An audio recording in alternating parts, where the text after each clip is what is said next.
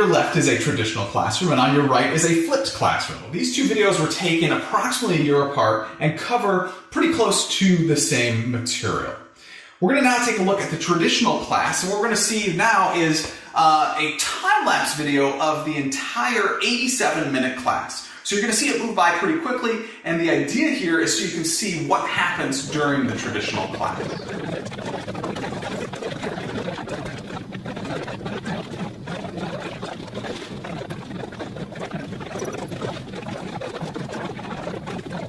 Actually, let's pause with 1 minute left in class to show you the only thing that we did in this traditional class that was not lecture: one formative assessment.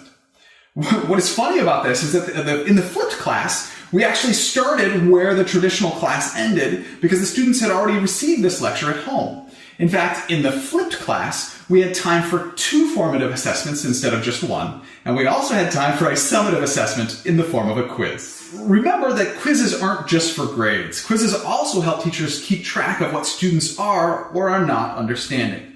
However, the main thing a flipped class provides is time for the students to work to understand the material, while the teacher is there so that they can ask the teacher questions in a small group setting. And because the teacher is able to communicate with the students more, the teacher is more aware of the students' understanding of the material. You can see how in the flipped class, the students are continually asking me questions as I wander about the room. Oh, and while students are asking questions in the flipped class, you can see that in the traditional class, I've actually rewound it so that you can watch me lecture, lecture, lecture. We have to call it bookwork now because it isn't primarily done at home anymore. And some of these students aren't just working on bookwork, they are also working to finish up a lab that we took data for in the previous class. In a traditional classroom, they would have to complete the lab at home. However, because there's more time in a flipped class, they can ask the teacher questions during class about analyzing the data from their labs. I found that this makes students more efficient in their work because they spend less time at home spinning their wheels when they don't understand something. Notice that sometimes I did still need to stop everyone and talk to the group as a whole, perhaps to cover something that I thought that a lot of people were not understanding. Another thing to notice is that the 2 videos were taken from completely different perspectives. The different camera locations are necessary because traditional teaching is more teacher-centered, whereas flipped teaching is more student-centered.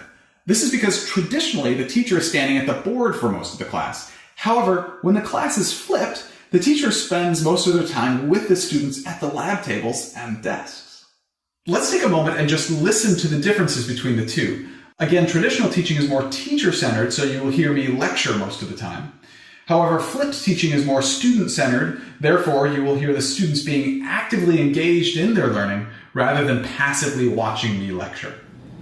We could start with Ampere's law. Closed loop integral B dot ds equals mu naught times the current on the inside. Okay, let's see. We know B is up, S is also up. Therefore, okay, so they're equal to, yeah, that makes sense. I mean, I thought that they were equal. I just thought that they were in. Do I have to try this? Oh, wait. Okay.